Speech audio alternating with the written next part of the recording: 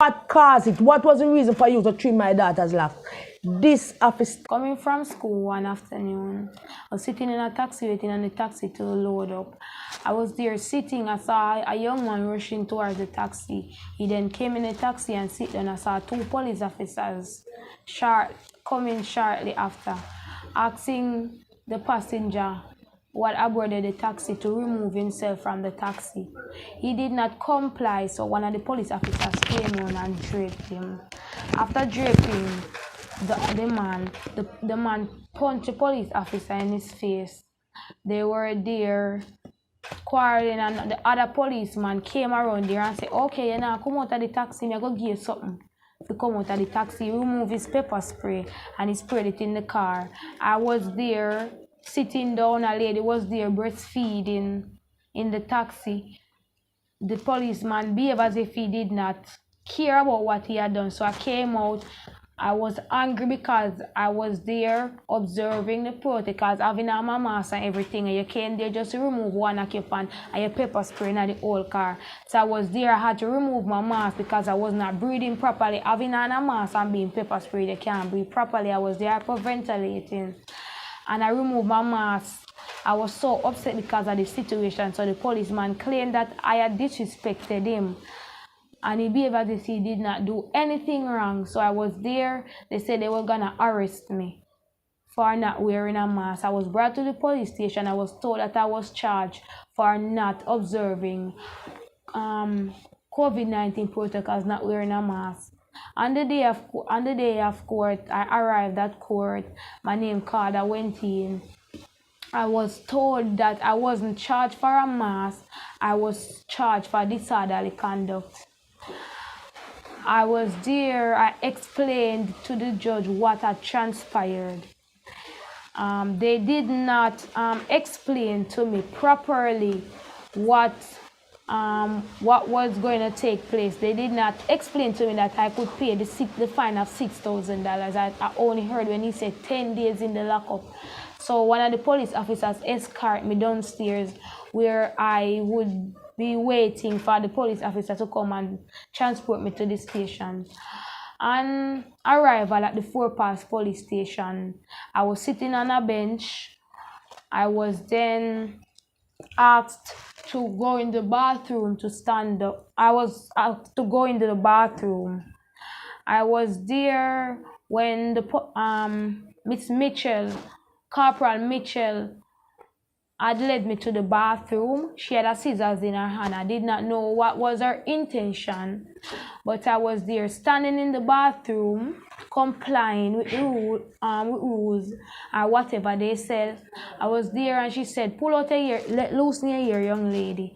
And I was there. At first, I didn't comply with loosening my hair, and I was still standing there. She said, young lady, you know, hear me say remove the school sheet from your hair. I then removed my hair. She started cutting my hair. After cutting my hair once, the scissors that she was using did not cut my hair properly. So she called for another scissors. So she cut my hair twice, because after she used those scissors, my hair never cut as how she wanted or whatever. But she used another scissors to cut my hair. I then bend down and take up some of the hair, and I had it in my hand. I was there, and then she put me in the cell in lockup. I was in lockup from Thursday night. I was on my menstruation. I couldn't change my clothes. I couldn't change my sanitary napkin. I couldn't bathe. I got nothing to eat. On Friday, my mother came. On Thursday, I got locked up. Friday, my mother came with snack, water, and stuff. They denied my mother. They did not take that visit. They denied the visit. They took the stuff, but they didn't take the food from me. They did not take the food from my mother. They only took the clothing. From Thursday night, I did not eat. On Sunday, my mother said she brought some dinner, because Sunday is the official visiting day. They did not give me that food until 6 o'clock in the evening. When I got the food was sour. I couldn't eat the food because the food had closed up with the vegetable and everything on it. So I couldn't eat the food because the food was sour. I was there so stressed out, traumatized. A current situation had happened to me, and that still had impacts on me. And in the lockup, I can't get anybody to talk to. I was in the lockup.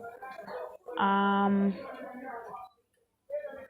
I was in the lockup, and Monday my mother came, and my mother paid the $6,000, and I was released from lockup.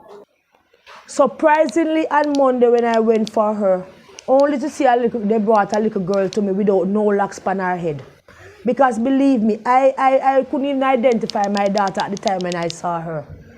Because I was saying that why the police are taking so long to bring her out after I had brought the receipt to them saying that I paid the fine.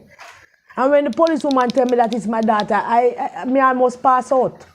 And me asked her, I said, warm to your locks, where your locks there? She said, the one policewoman trim her. Me said, where the policewoman the name, where she come from? She said, one policewoman named Corporal Mitchell. Trim her.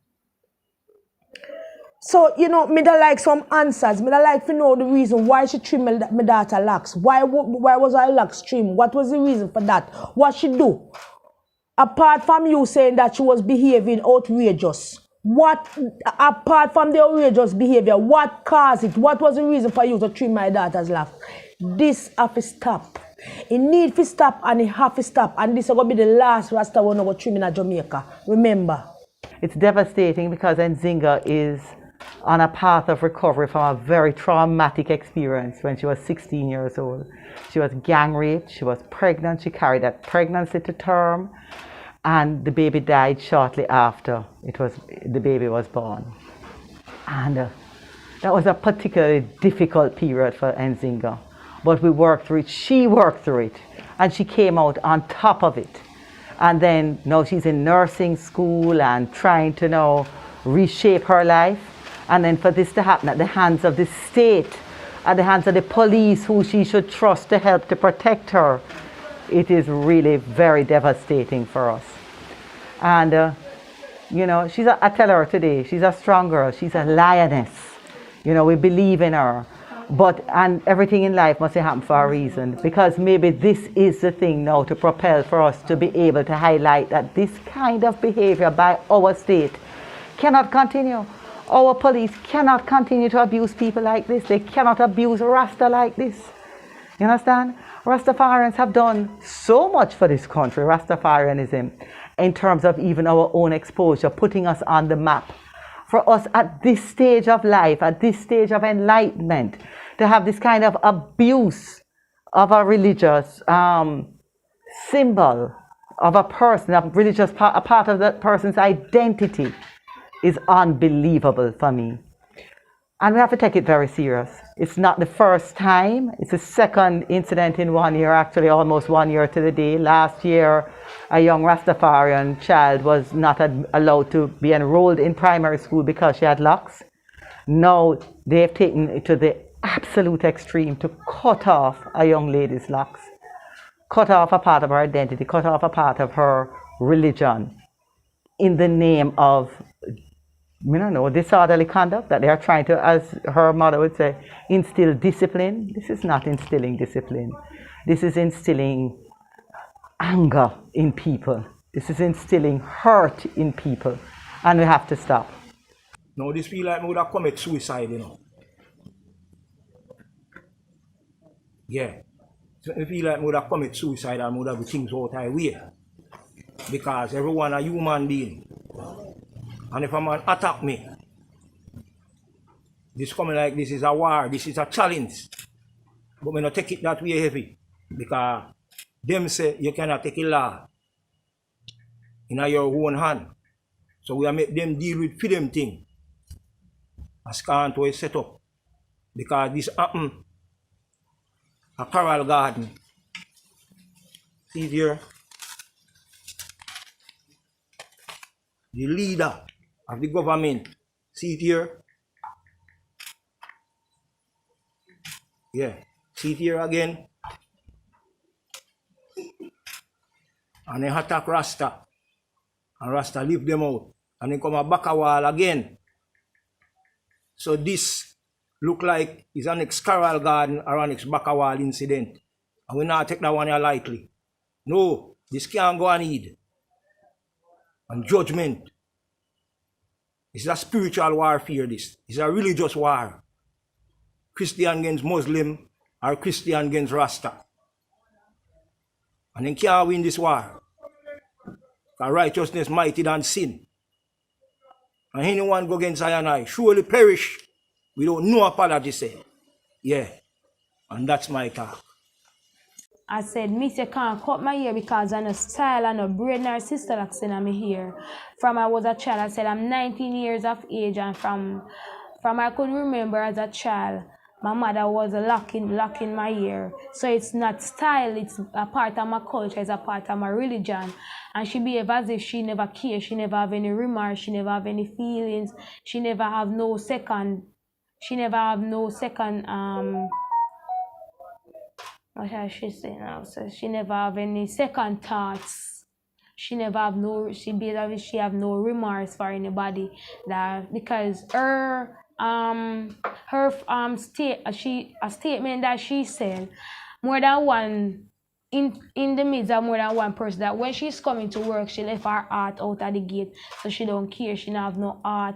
She don't care about anybody's feelings. That's what she said. When she coming to work, she left her heart out at the gate. She took a lot from me because as I said, I've been suffering from a recent trauma. I've been traumatized, and this now she just bringing me back. Well, I won't let it bring me back, but this bringing me back to some memories of being abused, and I've been sexually abused, and now I'm being physically abused and mentally abused. I would like for some justice for my daughter. And I know it now go put her back her locks on her head right away. Eventually, it will grow back. But I would like for some justice for her, and I would like for some justice for Rasta and a whole.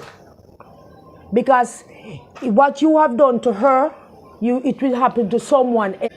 Rasta has contributed so much to Jamaica, to the world at large. We need to be respected. We are recognized, yes.